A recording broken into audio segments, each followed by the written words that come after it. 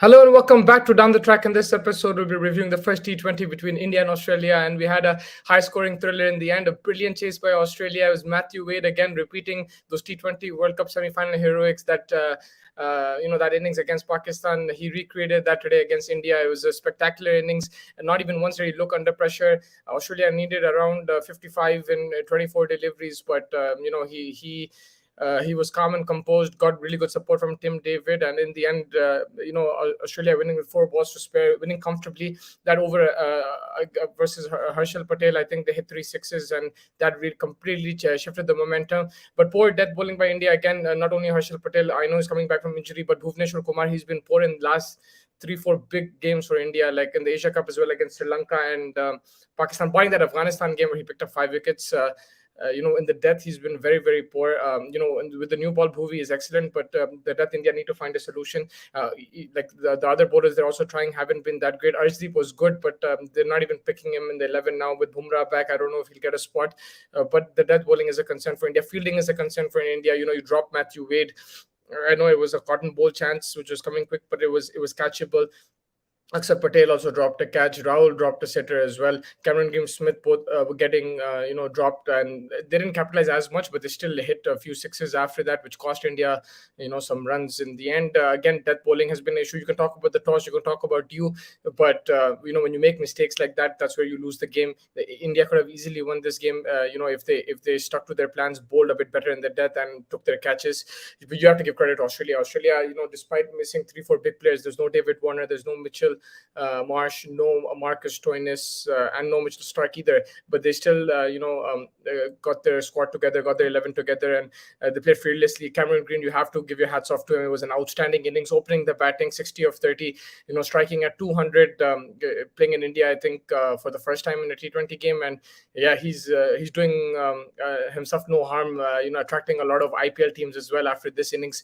He's shown his versatility as well in the test matches. We see him bat at number 6-7. Today he opened the batting. He utilized the power play really well, and David Warner wasn't there, but he came to the fore. And that's the thing with this Australian team.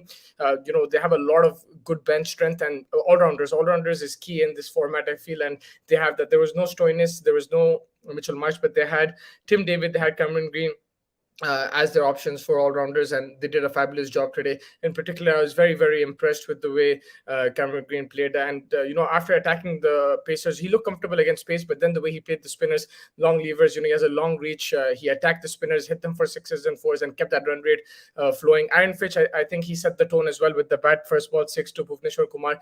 It showed his team how they want to play, and Australia just were more aggressive. I know that India, they batted well. I felt that despite losing wickets, they kept going, and they got to 200, and it was a very good pitch to bat on. But I felt that Hardik Pandya his innings was outstanding. So did Surya Kumar also contributed well, but India was losing more wickets in clusters, whereas Australia was stringing up partnerships. And also, it's a matter of bowling as well from India's point of view, bowling and fielding. You can't give the opposition so many chances. If you give them chances, they're going to punish you. Even if Harshal Patel took that catch of Matthew Wade, I think India could have still won the game from there, because Wade hit 3 sixes after that, 3 or 4 sixes, and he ended the game there. From Australia's point of view, with their bowling, Cameron Green was expensive. He made it up with the bat. Pat Cummins was expensive as well, economy of 11.75. But, you have to really credit Nathan Ellis. 4 overs, 30 runs, 3 wickets, 7.5 economy. I would give him man of the match, just because, on a batting track to produce figures like that and pick up 3 wickets on top of that is outstanding. And he bowled really well. He's there as a backup to Mitchell Stark, and he's no mug with the ball. He really is talented. He has a good slower one on him as well. He can bowl pretty quick, and in Australian conditions, he can be dangerous as well. So Australia have plenty of options, even if they have injuries. Whereas India, Bumrah not playing, the whole death bowling gets exposed. Even the new bowling, you have Bhuvi there, but they don't look as lethal without Bumrah, and that's going to be a concern, because if Bumrah is not fit. Today he didn't play. They're saying they rested him, but I don't think he's 100%, because otherwise he would have played every game until the World Cup. But they were trying to wrap him in cotton wool, because they need him to be fully fit for that World Cup. Because without him, it looks difficult, especially death bowling. There's no one to turn to. I think that's where they'll have to rely on someone like a Shami. Maybe they have to get back. Unfortunately, Prasidh Krishna is injured. He's not fit enough. So there's plenty of options that they had, but right now, whoever they're trying, Harshal Patel, was brilliant in the IPL, but this is a different kettle of fish altogether. International cricket, those slower ones are going to be picked a bit more often, and you're playing against the best of an international country. Whereas IPL, there will be weaknesses in batting lineups, there'll be weaknesses in bowling lineups. It'll be easier to attack one bowler or attack one batsman. Whereas in international cricket, you're up against the best 11 of that country, and you saw he missed his length slightly, and he was dispatched. He was dispatched today severely. If you look at his figures, Harshal Patel, 4 overs, 49 runs, economy of 12.25. Bhuvneshwar Kumar, 4 overs, 52 runs, 13 economy. This is not acceptable, in this situation. That's where you lost the game. Death bowling, you have to be clinical. Even fielding, it's a big concern. You can't be dropping catches like that. There are sitters, and you have to take those catches, and the bowlers need to be supported in that way. So there's plenty of concerns there. Ashish in the house, what's up? My brother is saying Rohit Sharma might need to go to anger management before World Cup. Otherwise, he'll punch on two guys. Yeah, he was losing his crap today. He was losing his shit. You could see him get frustrated at times. But then he was laughing as well. I think captaincy is getting to him. But one thing that I will give credit to Rohit Sharma, I'm very critical of him in terms of his captaincy, but one thing I'll give credit is that at least they're batting in a positive manner. They're taking risks. Otherwise, India back in the day wouldn't even have got to 200 in this match. They were like 180, 170 because they were losing wickets. When they lose wickets, India start rotating the strike, single, double. They don't attack, but they kept attacking. So that's one thing. But in terms of captaincy, I think he got his bowling changes wrong. He could have bowled Hardik Pandya in the death overs. He didn't do that. When Bhuvi got hit one over, he went to him again. Harshal Patel, yes, that's not much he can do. The bowler needs to do better because he's his death bowler. And then when you've seen Bhuvneshwar Kumar get hit in the death overs, use him in the power play, finish him off, and then you bank on Harshal Patel and Hardik Pandya. That's what you have to do, right? And you won't know until you've tried Pandya. If Pandya gets hit as well, then you have to turn to Bumrah or Arshdeep. You have to get Arshdeep back into the team because Arshdeep has looked your best death bowler right now after Jasprit Bumrah. So yeah, right now he's not getting a start in the 11. But again, they can't hit panic stations. Whoever they back, they have to back them because too many chopping in changes. And one thing I don't understand as well is Dinesh Karthik. He came after Akshar Patel today. They want him to play 12 to 20 balls a game. That's it. I don't understand that.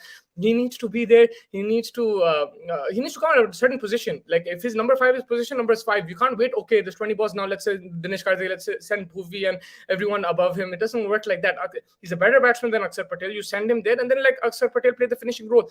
I don't understand you giving somebody 12 to 20 balls. It's not fair on the batsman. It's not fair on the team. It's not going to help anybody. Yeah, there will be times he'll hit 50 of 18, but if you're putting him in the team just to make that 50 of 18 every time, that's not going to work. You have to let him play.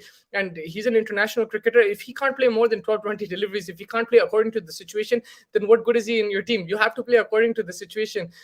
Look at how Australia played. It's not like they kept wait for the last 5 overs. He came whenever the situation was right. That was his number in this game. That was his number in the T20 World Cup. And he continues to play on that number. You can't just assign a certain number of deliveries to a batsman and expect him to play those deliveries every single match. You have to be more flexible and you have to trust your players. You can't do that. And if that's the case, then you play Rishabh Pant because at least he can play wherever in the batting order. You have to have a floater. Dinesh Karthik, I remember he used to bat number 4 for India as well before he opened the innings in test match as well. So he's versatile cricketer. Why are you only limiting him to 12 deliveries a game? Ashish, he has lost his touch of winning games just like in the IPL. This is not IPL, buddy. Wake up. I completely agree. This is not the IPL. And this goes to Rohit Sharma and the team management, also the players as well. Like the likes of Harshal Patel. It's a wake up call for him. It's not his fault. He's going to learn from this. Anyone can have a bad over, but it's not him. It's more the management need to understand as well that yes, people can perform. Umesh Yadav was brilliant in the IPL. The same country he's playing here. He's playing against Australia, different opposition, playing international cricket, and first over goes for 16 runs. So there's a big difference between IPL and international cricket. IPL, you'll have an amazing opener, but then you'll have someone who's weak as well. It's not going to be the cream of the cream. Where even Australia, even if you look at their second string or their bench strength is superior to some IPL teams. So you have to be more alert to the situation. Of course. At the same time, you have to back your players. If they had a bad game, whatever, you have to back them. You have to give them that confidence. Again, chopping and changing, they've tried it before in the past. India, it hasn't worked. One thing that they have to work on is their fielding. That's definitely something that they can improve and they have to improve. India's batting has always been good, but winning these games should be easy and not lose because of bad bowling changes. Look, I agree with you there, but also Ashish, India's batting was good, but I still felt they lost too many wickets. Even okay, fine, Virat Kohli, Rohit, they got out early. they should have. Whereas, like, Australia had a better start with Smith and Cameron Green. Fine, you take that out of the equation. But then Surya Kumar got a start. He got out. What's his name? Hardik Pandya. He batted till the end. But the other batsmen were getting in, getting out, getting in, getting out. Akshar Patel, Dinesh Karthik, they got out as well. So they didn't string up partnerships. They could have got to 220, 230.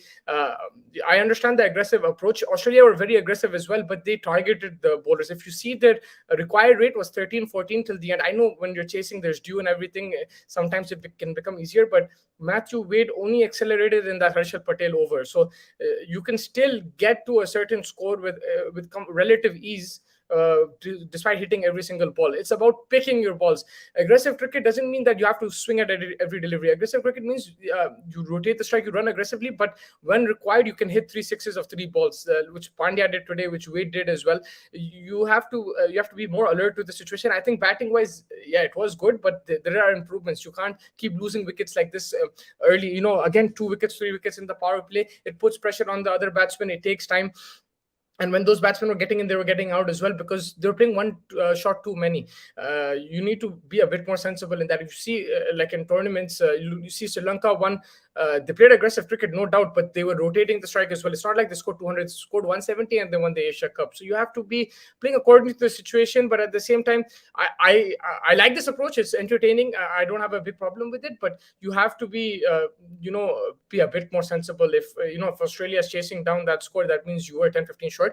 Again, I agree. The bowling was a problem. The bowling is an issue as well, and they really need to work on that. What else, Ashish, did you say? No, yeah, I think that's pretty much it. But yeah, this is the third game we've seen in the last 5 where India have succumbed under pressure with bowling changes. Rohit Sharma has made mistakes, fielding-wise as well, not taking catches. Ashish saying Australia looks more dominant side, even with star players. Russia is difficult to take the title away from them. Let's hope they have a bad day in the semi-final or final if India reaches. And also with Australia, Ashish, I think it's they have all-rounders, a backup all-rounders as well. So the balance of the team becomes easier. You can play the likes of Steve Smith. You can play, a Mitchell Stark, a Hazelwood, because you have like 4 or 5 all-rounders that you can rely on who can provide with both bat and ball. India now have this issue that Hardik Pandya has to play every single game. No doubt he's a class all-rounder. So is Marcus Stoinis, right? So is Mitchell Marsh. But there's a replacement for them. There's a Cameron Green there. There's a Tim David there. They have options, whereas India don't have any options. It can't be such a... we have 1 billion people and you don't have a medium pace all-rounder apart from Hardik Pandya. It cannot be like that. You have to have some quality backup, and you're going to... that's one of the reasons why India doesn't do well, I feel at times, because they don't have all-rounders. Look, Jadeja's injured, again, problem. Yeah, Akshar Patel, I felt he bowled really well today.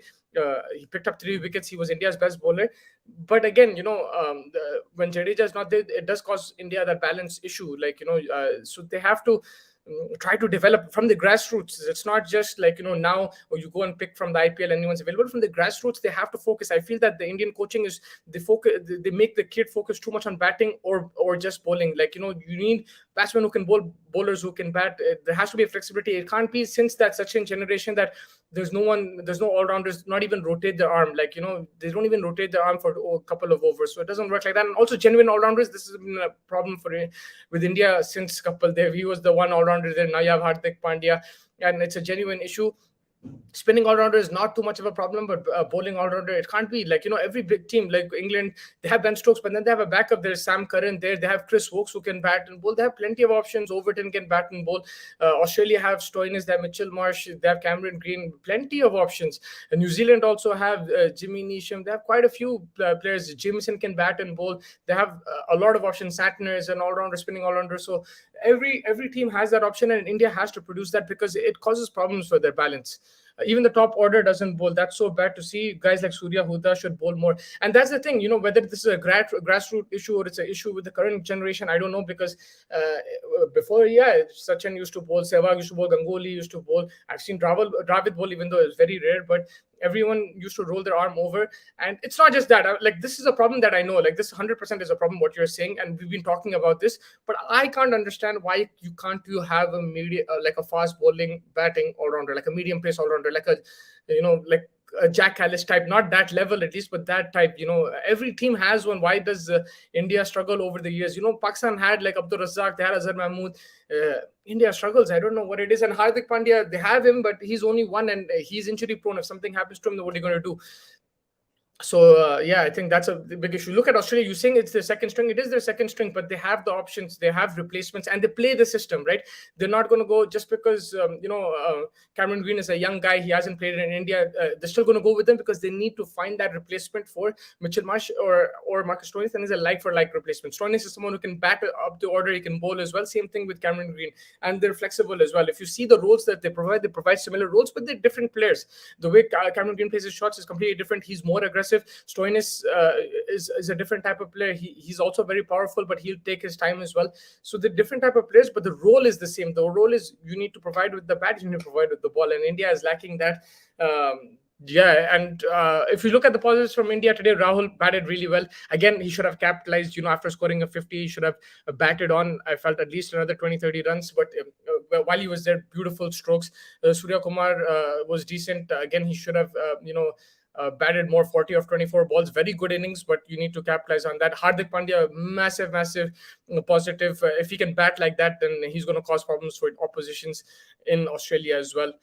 Venki Iyer, SRK should be groomed. Yes, they should be groomed, but that's the thing, right? Venkatesh Iyer, he had one good IPL. They tried him in the Indian team. He did perform in a few games, but then they dropped him. You have to back your players, and you have to go, okay, fine. If he's even not on that level, at least you have a like for like replacement. And on his day, he can win you a game, because if he's performed like that, if he's gotten to this stage, that means he's a good player, right? So you have, at least you can fit someone in that system. Because I still don't understand what you're gonna do if Hardik Pandya gets injured for a game, or if he gets a major injury. Then what do you do? Like, what is your option in this?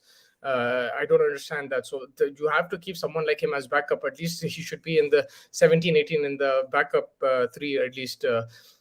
And they have to groom more players like that. Again, Venkatesh Iyer, he's what, 27, 26, 27. He just got into cricket. He was going to do his masters or something. He got into cricket. That shows me as well that, like, the people who are coming from, Ranji Trophy, these guys are not like, I think Rajangat Bawa is someone they can groom. He's someone that they should groom. But again, that's one player that I've seen in the under 19 squad. That's one player I've seen over the last like 2-3 years. Venkatesh Iyer is one player. There is a lack of that, and they'll have to really consider why this is a problem. You have to go all the way to the grassroots, and you have to look at the academies, talk to the coaches there, and take it from there, because it can't be that this is a big problem. You can talk about India's mindset, you can talk about India's bowling, fielding, which is all there, but the balance of the squad, you're relying on one guy. Like, what happens if that guy is not there? Then what do you do? Like, you can't go into a World Cup like that. And again, with the bowling as well, Jasprit Bumrah is not there. I know Shami is out with COVID, but I think he's a decent replacement. But still, you have to use that replacement. You have to use that experience. If Bumrah is not there, get someone who's equally experienced. He might not be the same level as Bumrah, but he has that experience. He's picked up wickets. He's won the IPL recently with Gujarat as well. Give him that chance. And I'm not saying, like, okay, I know he has COVID now, but he should have been in the squad, not just in the backup. You have, because what are you going to do if Bumrah is not there? Who's going to keep that calmness? Right now, Bhuvneshwar Kumar doesn't look like he can bowl in the death overs. He's got hit for at least 100 runs in 3 out of 4 games. Apart from the Afghanistan game, if you look at the Sri Lanka game, Pakistan game, in this game, he's got, his economy is like between 12 to 15, which is like crazy. And again, I feel that that's where the captain needs to step in, and like, he needs to utilize him. He knows that Bhuvneshwar is a swing bowler. He will get some swing in Australia. Bowl him 3 overs, keep 1 over for him in the middle, and not even in that. I'm talking about the 15th, 16th over. Then you utilize your Arshdeeps. Look, if you think that if Arshdeep is a really good death bowler, and if Bumrah is not fit, you play Arshdeep, because Arshdeep has proven against Pakistan, he's proven against Sri Lanka that he can bowl in the death. So give him that responsibility. Give someone responsibility to bowl in the death. If he's doing well, he's done well in the IPL as well. Bhuvneshwar, even in the IPL, since he's got that injury problems, even in the IPL, he hasn't been that great in the death. If you see his Sunrisers performance in the last IPL, he's been great in the power play, and then in the death, he has an issue, and that's why they've lost games, close games, Sunrisers as well. So if you know there's a problem with the bowler in the death, then you use him at a certain time, and then you bring in somebody else who's done well in the death. Give him that responsibility. and that's where Rohit Sharma has to step in. Again, it's all another positive is that everything is happening now. It's not happening in the World Cup. They will have to learn quickly. They'll have to adapt, but at least this is happening now. They're experimenting. They're trying things, and hopefully they can learn from this. Not make these mistakes in the World Cup. It's good they're making it now so that they can learn. You cannot drop catches like this. The death. You have to be more effective. The Yorker was missing today. I felt that they tried, but they just couldn't get the block hold. Variation in pace as well. They tried the slower balls, but Matthew Wade is picking it next level. You're bowling short length, good length to him. He's going to pull you for six. And I think even when they tried the block hole, he guided it through point and everything. He batted really well. It was really good. You have to give him credit for that. But at the same time, you have to be smart. You need to try to be more accurate in your bowling. With Harshal Patel, I'm gonna give him more respite because he's coming back from injury. Like, you can't expect him to be all guns blazing. So hopefully these 6 games, 3 against Australia, 3 against South Africa, and if he even has to play one days, let him play those just to get back his rhythm. But just the style of bowler he is, I feel that on pitches like Australia, his slower one might get picked. So he has to do something different. He needs to fire in those Yorkers. He needs to have a quick bouncer. He has to try different things as well, because on Australian pitches, which are more true in terms of bounce and pace, he might get picked more easily. And in UAE, we've seen the ball stop a bit. In India, the ball stops at times. But even in India, on good pitches, we saw Jadeja hit him for 5 sixes. So Harshal Patel is very effective when the pitch is a bit slow. But on true bounce pitches, he has to change his bowling a bit, his style of bowling.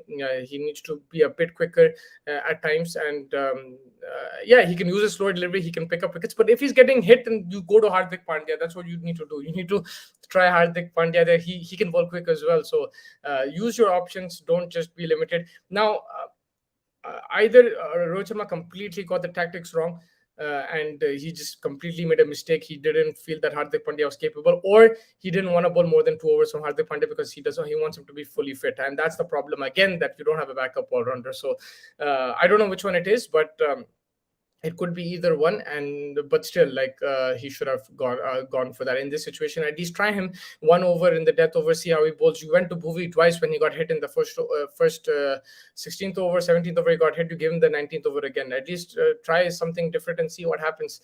Let's see how it's going to go. If you look at from Australia's point of view, they'll be really excited, really be happy. They 4 key players not there. David Warner not there, the man of the series in the last World Cup. But they had Cameron Green there. Maxwell didn't perform. Steve Smith batted decently, strike rate of 145. He's going to play that anchor role, but nice to see him play some nice shots. He played that scoop of Umesh Yadav, was outstanding, and it shows that Smith still has what it takes in this T20 level. His numbers have not been the same. I was looking at his stats. His tests in one day, he's a ridiculous batsman. T20 has not been his format, but it's good to see him get some runs under his belt. I would say for him, just to keep it simple, play sensible cricket. He has some aggressive batsmen around him, so he just needs to play his natural game. Sometimes he'll be required to up the ante, but players like him, Virat Kohli, these guys, if they do settle in, they can up the ante at any time. So he just needs to play his natural game and go for that, go with that flow. Josh Inglis, he impressed me with a couple of boundaries. He's a good backup to Wade. He's also a wicketkeeper batsman. He probably will lose his spot when Stoinis and Marsh come back, but he's a very good squad option. Tim David hit a cracking 6 against Harshal Patel. There was like a no-look type of 6, a very good shot over there. And he got some runs, 18 or 14. On his debut, that'll give him some confidence. He'll be upset the way he got out in that last over. He probably wanted to finish it. Overall, I felt it was a decent outing for him. And Matthew Wade, 45 of 21, recreating, like I said, that T20 World Cup heroics. Outstanding performance from Matthew Wade. That pretty much wraps it up. Australia have taken a 1-0 lead in Mohali. Next, I think they go Nagpur, and then they're going to go to Hyderabad for the next 2 T20s. The game is on Friday between India and Australia in Nagpur. It's going to be the same time. It'll be 7 o'clock Indian Standard Time, and then the decider will be in Hyderabad on the 25th of September, which is a Sunday. So yeah, a lot of work to do for India. Yes, I know that they have been experimenting for a while. They're trying to find this rhythm. They're playing a new kind of style, which has been entertaining, but they have to be more disciplined in the field. They have to with the ball as well, and then some selection issues they'll have to sort out, and then bowling changes and field placements they have to be smarter as well. We've seen Matthew Wade be very aggressive and punish that leg side boundary even in the T20 World Cup. So if you're going to bowl him at that in that area, that's what's going to happen. You have to be a bit smarter in those situations. But yeah, still some time to improve. Let's see what comes out of this series from India's point of view. From Australia, it's all positive right now, and hopefully we get a cracker at Nagpur. Thank you so much for joining me. Make sure you like and subscribe and stay tuned for the latest cricketing content. Thank you so much.